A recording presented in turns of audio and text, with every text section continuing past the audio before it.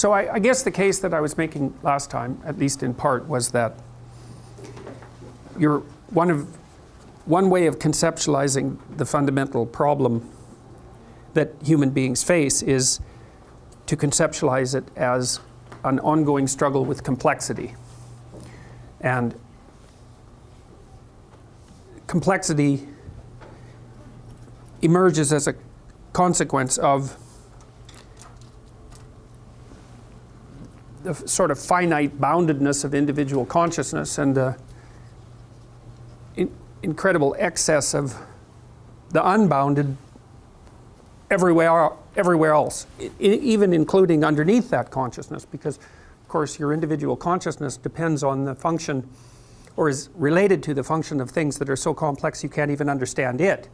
So there you are, surrounded by some things that you understand in an ocean of things that you don't understand at all, and including things about yourself. And it's not obvious at all how people solve that problem, because in some sense it's not solvable, the fact that you don't have the cognitive resources or the conceptual resources to understand everything that you need to understand in order to properly orient yourself in the world.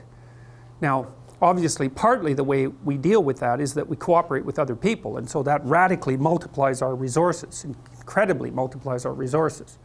So, and it's something to consider always when, so much of the political dialogue that surrounds us now consists of a critique of cooperative societies and an analysis of their oppressive nature. And of course that's true, because any cooperative system that specifies a certain endpoint and produces a value hierarchy of some sort also simultaneously forces things into that value system and then rank orders people according to the value structure. And so there's an oppressive element to it. But compared to being naked in chaos, generally it's better.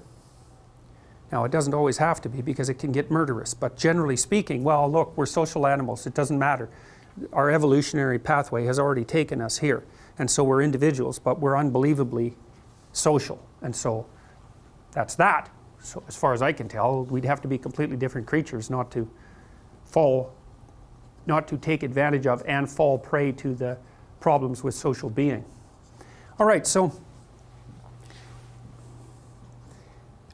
I think the way that the problem of complexity has been solved, and this is the best argument I know of for the truth of the Darwinian notion of evolution. Now, I don't think that our models of evolution are complete by any stretch of the imagination. I know they're not, partly because of recent work done on epigenetics, which suggests that you can inherit acquired traits.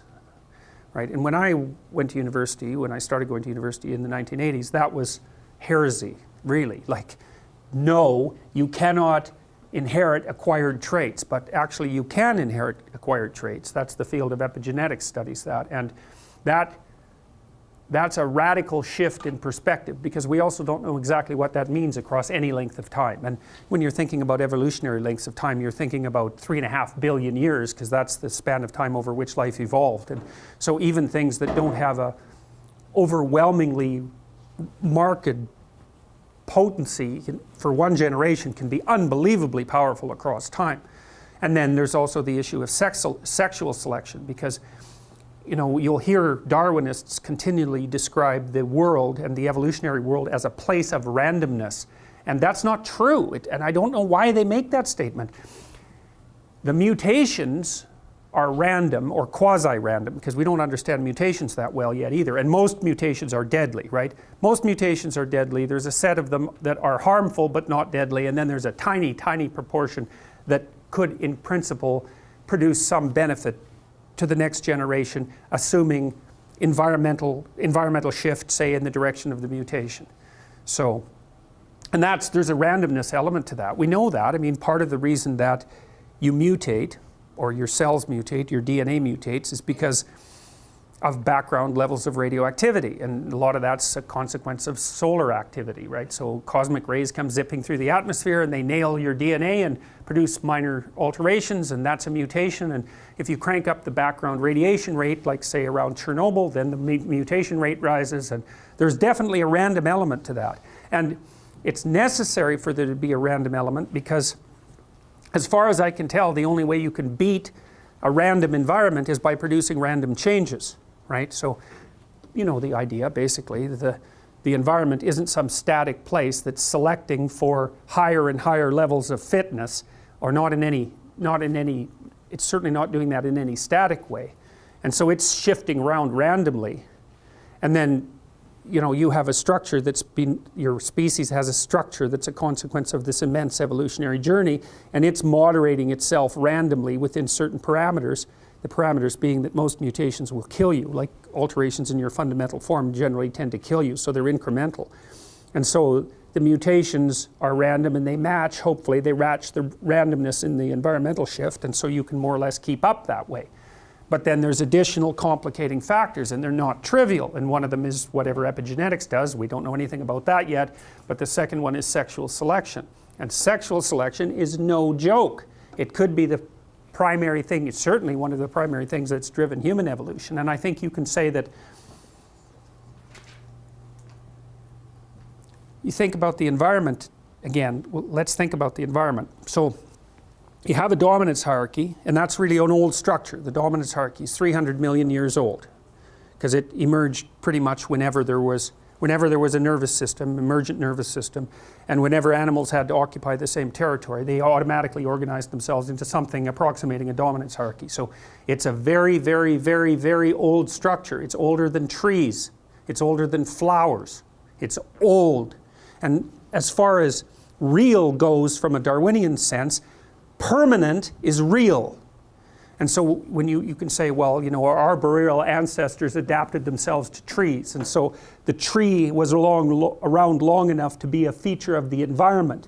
But the dominance hierarchy has been around a lot longer than trees. And you can think of the dominance hierarchy both as an adaptation to the environment, because you'd kind of think about the dominance hierarchy as a cultural construct.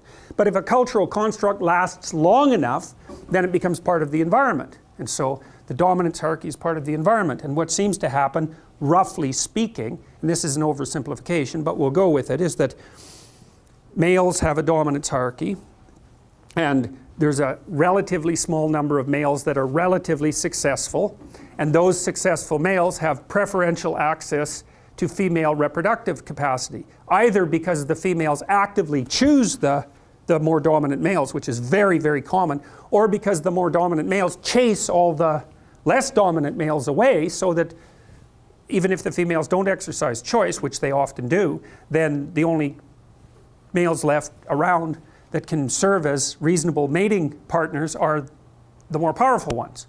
And so you think you get two really radical determiners of evolution as a consequence of that. One is that each, I'm not talking about female dominance hierarchies at the moment, but I can talk about them, but that's why this is an oversimplification. But what happens is that the males obviously are selected for their ability to move up dominance hierarchies.